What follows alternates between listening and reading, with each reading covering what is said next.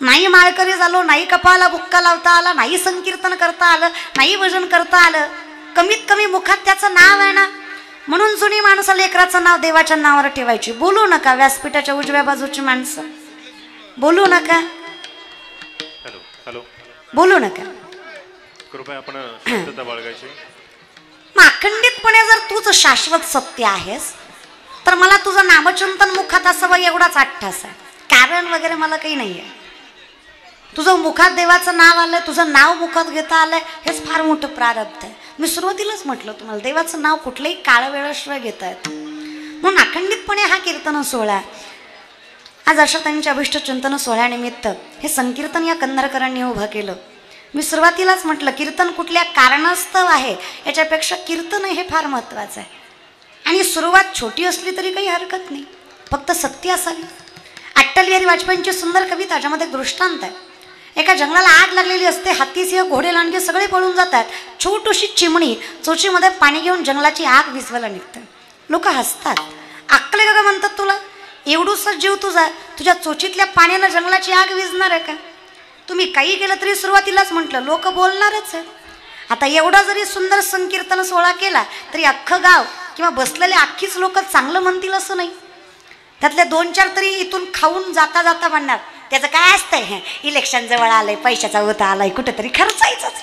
लोक आहेत ते, लोक बोलणारच आहेत. पण याचं फळ तुम्हाला देव देणार आहे लोकांच्या माध्यमातून. म्हणून ज्याला कळतंय त्याने समजून घ्यायचा प्रयत्न करावा. चिमणी म्हणली खरं आहे दादा तुझं. नाही दादा खरंच आहे तुझं, माझ्या चोचीतल्या पाण्याने जंगलाची आग विझणार नाही, पण जेव्हा जंगलाचा इतिहास लिहिला जाईल तेव्हा माझं नाव आग लावणाऱ्यात नाही आग विझवणाऱ्यात असेल, हे सगळ्यात जास्त महत्त्वाचं. माझं कर्म जर सत्य आहे तर मी जगाला भेट नाही, जगाचा मालक मला फळ देणार हा माझा विश्वास आहे. त्याच्यामुळे लोक काही हरकत नाही, पण लोकांनाही कळावं, कल्पनेत न अडकता सत्य स्वीकारावं, नामचिंतनाचा अधिकार स्वीकारावा. म्हणून गेल्या वर्षी गतवर्षी सुद्धा मला आशाताईंनी कॉल केला होता.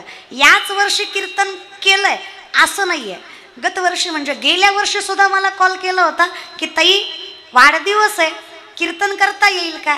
पण तेव्हा योग नसावा, माऊलींच्या कृपेचं कमी पडलं असावं, त्यावेळेस काही सेवा करता आली नाही. पण याच वर्षी नाही आहे, पण या वर्षी नेमकीच, कारण गेल्या वर्षी अधिक मासामुळे वारी पुढे होती त्यामुळे कीर्तनाचं लोडिंग जरा जास्त होतं. आता नेमकंच वारी संपली त्यामुळं सकाळच्या कीर्तनाला वेळ देता आला. मग आशाताईंचा जेव्हा 5-6 दिवसापूर्वी फोन आला आणि स्वतः त्यांनी कॉल करून मला विचारलं की ताई सेवा करायची आहे, वेळ आहे का? माणूस कोण आहे, कसं आहे, हे वारकरी संप्रदायात फार पटकन कळतो. फोनच करायचं म्हटल्यावर त्यांच्याकडे 100 माणसं फोन करू शकत होते, पण त्यांनी स्वतःहून फोन केला आणि कीर्तनाच्या सेवेचं विचारलं. अर्थात जिथे जगद्गुरु तुकोबारायांचं कीर्तन आहे आणि स्वराज्याचं धणी कीर्तनात येऊन बसावं आणि तुकोबारायांनी पायचं घोंगडं त्यांना बसायला टाकावं आणि म्हणावं स्वराज्याचं धणी आहेत तुम्ही, घोंगड्यावर बसा. पण राजानं म्हणावं नाही तुकोबा, तुमचा अधिकार कळतो आम्हाला, घोंगड्यावर तुम्ही शोभा देता, जोपर्यंत तुम्ही घोंगड्यावर बसून आम्हाला उपदेश करताय तोपर्यंत आम्ही माती टिकवायची ताकद ठेवू. ज्या दिवशी आम्ही तुमच्या घोंगड्यावर बसू त्या दिवशी आमचं सिंहासन लोकांनी हिसकटल्याशिवाय राहणार नाही, हे आम्हाला कळतं, म्हणून आम्ही मातीवर आहे आणि तुम्ही घोंगड्यावर. हे ज्यांना कळतं किती मान सन्मान द्यावा. आणि मला वाटतं मी नांदेडला कीर्तन केलं होतं 2 वर्षापूर्वी आणि तेव्हाही मी ताईंकडे गेले होते. तेव्हा ताईंनी मला बोलवलं होतं, त्यांच्याकडे माझं कीर्तन नव्हतं, त्यांचा आणि माझा संपर्क नव्हता, तरी 2-3 वर्षापूर्वी आम्ही त्यांच्या घरी गेलो, आदर सत्कार घेतला आणि तिथून पुढे मग हा संकीर्तनाचा योग आला. पण अगदी तेवढीच नम्रता, आत्मीयता. आणि अर्थात मी सुरुवातीलाच म्हटलं की हे अभंग किंवा हा आयुष्य कुठल्या एका व्यक्तीसाठी आयुष्य मागत नाही आहे. हे अभंगामध्ये आशाताई तुमच्या कामाला, तुमच्या समाजसेवेला आयुष्य मागितलं गेलं आहे. जो तुम्ही आजपर्यंत केलं आहे याची पुण्याई तुम्हाला पुढं कामाला येणार, हा व्यासपीठाचा विश्वास आहे ना. अखंडितपणे ती समाजसेवा हातानं घडावी. आणि महिलामध्ये मी सुरुवातीलाच म्हणलं बाईतलं ताकद असतं दादा, ती अख्खा संसार सांभाळू शकते, तर बाकी सांभाळायचं काय आहे की नाही.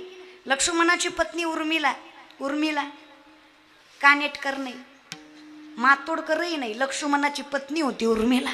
लक्ष्मण भिका पाटलाचा, मग लक्ष्मण रामाचे बंधू उर्मिला माता लक्ष्मणाला शक्ती लागली द्रोणागिरी पर्वतावर संजीवनी बुटी सापडली नाही अख्खा पर्वत घेऊन मारुतीराया निघाले जात असताना मध्ये अयोध्या लागली भरतांनी पाहिलं काय आहे वर बाण मारला काही झालं नाही मारुतीरायांना कारण अहो जगाच्या मालकाचा हात आहे खाली उतरले कुणी मारला बाण रामबंधू भरत मी आपण रामदास मारुती कुठे चाललात लंकेकडे काय झालं लक्ष्मणाला शक्ती लागली सूर्योदयाच्या आधी पोचायचं नाही झालं तर जीव जाईल त्यांचा तिकून आल्या उर्मिला आणि सांगितलं मारुतीरायाला मारुतीराया काळजी करू नका तुम्ही पोचायच्या आधी सूर्य उगवणार नाही ही जबाबदारी माझी आहे मारुती राया सूर्योदयाच्या आधी पोचले नाही मारुती राया पोहोचेपर्यंत सूर्योदयच झाला नाही ही ताकद एका स्त्रीमध्ये निसर्ग सुद्धा थांबवू शकते तिला पतिव्रता म्हणावं तिला बाई म्हणावं आणि म्हणून आमच्या शास्त्रामध्ये वर्णन आहे की तिचा सन्मान करता यावा सगळ्यात पहिल्यांदा परमार्थ सुद्धा बाईलाच सांगितला आदिनाथ उमा बीज प्रगटले मच्छिंद्रा लादले सहज स्थिती शंकराने सांगितलं ते पार्वती मातेला उमेला म्हणून ताकद लक्षात ठेवा म्हणून हा संकीर्तन सोहळा आहे तुमच्या अभिष्ट चिंतन सोहळ्यानिमित्त अखंडितपणे तुमच्या आयुष्यात अशीच तुमच्या हातून समाजसेवा घडावी तुम्ही जे आजपर्यंत कार्य केलंय कोरोनाच्या काळात असेल त्याच्या अगोदर नंतर जे काही तुम्ही केलंय हे अखंडितपणे वाढत राहो हे ऐश्वर्य पुढं चालत राहो म्हणून तुमच्या चरणी ही समाजसेवेची परंपरा चालत राहून माऊलीकडे प्रार्थना करते नामदाराया सांगतात देवा काही नाही करता आलं तरी चालेल पण मुखात तुझं नाव असावं तुम्हाला तेवढंच सांगते काही नाही 8 तास करता आलं तरी चालेल नाही की नाही लय स्वयंपाक करून देवाला ठेवण्यापेक्षा प्रेमाने ठेवलं तरी असंही देव लय मोठा आहे तुमची एवढी पोळी कुणाच्या नाकात घालायची महाराज बरं का त्याच्यामुळे फक्त भाव विश्वास हा विश्वास आम्हाला तारतो आणि या विश्वासामुळेच आम्ही आहोत म्हणून हा सुंदर नामचिंतनाचा अट्टा अगदी गोड नियोजन केलं सगळ्यांचे मनस्वी आभार संयोजक आयोजक नियोजक विश्वासानं सांगते व्यासपीठावर लेख म्हणून बहीण म्हणून खालीचा ना खालीचा वाटा जसं या कीर्तनात आहे जगाचा मालक त्याचं कल्याण केल्याशिवाय सोडणार नाही कारण हे कीर्तन आहे कीर्तन म्हणजे जेथे कीर्तनाची जागा तेथे पांडुरंग उभा जेथे कीर्तनाची जागा तेथे पांडुरंग उभा कीर्तन सांग होयांग हरी रूप कीर्तन नामदेव कीर्तन करी पुढे देव नाचे पांडुरंग जणी म्हणे ज्ञान देवा बोला भंग जणी म्हणे ज्ञान देवा बोला भंग नामदेव कीर्तन करी पुढे देव नाचे पांडुरंग नामदेव कीर्तन करी पुढे देव नाचे पांडुरंग जगाचा मालक देहवार अर्पण नसतो ती जागा म्हणजे कीर्तन आहे ज्या क्षणी कीर्तन चालत त्या क्षणी जगाचा मालक इथं साक्षीला उभा असतो ते कीर्तन आहे माणसाला देव करायची ताकद ज्याच्यात आहे ते संकीर्तन आहे म्हणून 8 तास ते घातला आमचे सुंदर टाळकरी गोड गायनाचार्य महाराष्ट्रातील नामांकित ज्यांचा आवाज अख्ख्या महाराष्ट्राला प्रिय आहे ज्यांच्या कंठामध्ये सरस्वती वास करते असे आमचे ओंकार दादा जगताप आणि आमचे कैलास दादा पवार अगदी सुंदर ज्यांचा कंठ आहे अगदी गोड गळा आहे जे मी सांगायची गरज नाही तुम्ही ते ऐकलंय म्हणून तरी टाळ्या वाजवा हे की नाही ऐकलंय ना हाँ जरा है वो कैसा होता है ना साहब बगीचे की खुशबू माली से होती है कलाकार की दाद ताली से होती है टाळी तर वाजलेच पाहिजे है की नाही हा सुंदर एवढा गळा अखंडितपणे तुम्ही कधी पाहिलं तर संप्रदाय ज्यांचं मुखपृष्ठावर नाव आहे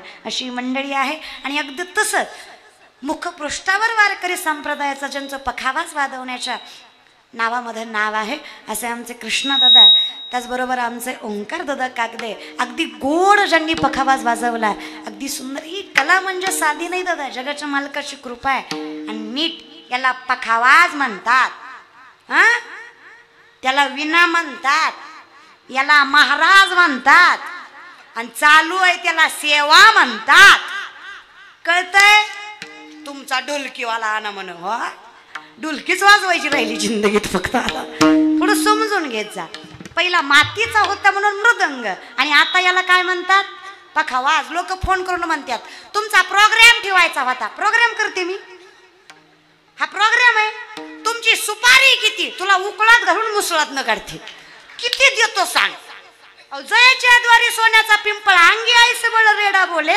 माझ्या आईच्या दारात सोन्याचं झाड आहे विचार करा ना घरात किती असेल माझ्या आईच्या म्हणजे ज्ञानोबा रायाच्या लगे माझ्या आईकडे जाऊ नका तुम्ही महाराज बरं का अरे होईन ना भिकारी पण पंढरीचा तेवढंही भाग्य लक्षात ठेवा. कीर्तनाला सेवा म्हणतात, याला पखावाज म्हणतात, याला व्यासपीठ म्हणतात. खूप अधिकार मोठा आहे याचा. आणि सेवा तुमच्या हातून घडते, फार मोठं भाग्य आहे तुमचं. आणि या भाग्याचं फळ भेटणार आहे. सुंदर सिस्टीम दादांचे मनस्वी आभार. कॅमेराले दादा, स्क्रीनवाले दादा, मंडपवाले दादा, बसलेले सगळे मायबाप. एवढ्या पावसात सुद्धा तुम्ही आलात आणि बसलात, खरंच भाग्य आहे तुमचं. जे कीर्तनाला आले त्यांच्या चरणावर साष्टांग दंडवत आहे, आणि जे घरीच पालतं पडले त्यांना तर डबल साष्टांग दंडवत आहे महाराज. आता कसं असतं, कुणाला वाईट बोलायचं दादा, आहे की नाही? आले ते चांगले, नाही आले ते लई चांगले महाराज. त्याच्यामुळे चरणावर मस्तक आहे तुमच्या. कीर्तनाची सेवा तुम्हाला योगाने ऐकता आली. काही चुकलं असेल तर क्षमा आहे. आता कीर्तन संपलेलं नाही. याची ज्ञानेश्वर माऊलीनंतर आशाताई बोलतील, तर त्यांचं फक्त ऐकून घ्या. ही विनंती आहे, जागेवर कोणी उठायचं नाही. कीर्तन आरती झाल्याशिवाय संपत नाही. कीर्तनाचं पुण्य आरती झाल्याशिवाय भेटत नाही. विनवणी आहे. पुन्हा एकदा सगळ्यांच्या मनस्वी आभार. काही चुकलं असेल तर क्षमा. आणि लक्षात घ्या, कीर्तनकार पैसे घेतात यात वाद नाही, पण ती सुपारी नसते.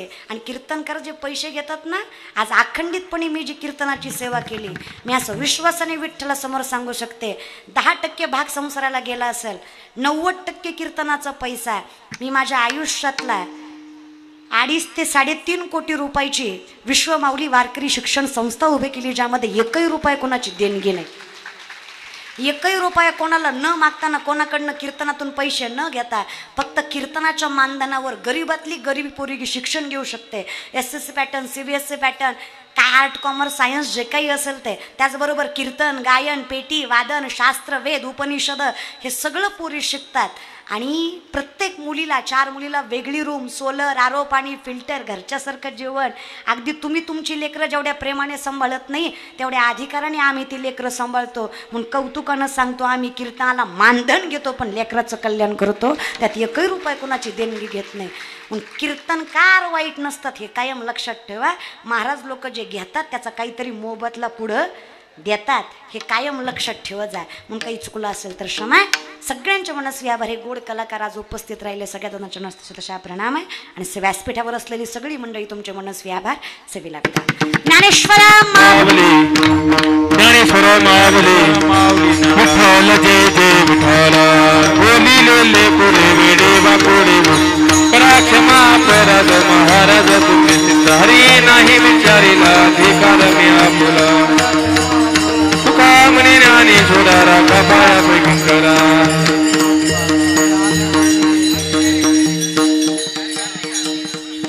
झाले समाधान तुमचे देखील चरण, आता उठावेसे मनाईत नाही नारायण, रे सुरवाडी कपनीत सापडले गेले, आता उठावेसे मनाईत, तुका म्हणे भोग गेला निवारीला लागा, आता उठावेसे मनाईत नाही नारायण, रे करुणी आरती चक्रपाणी उभाळती, आजी पुरली नवस धन्य काळात, पाऊ सकळा पुण्यवंत तुम्ही बाळा, आजी पुरली नवस धन्य काळात, तुकाला हिताळी उभा संधी जवळी, आजी पुरले नवस धन्य.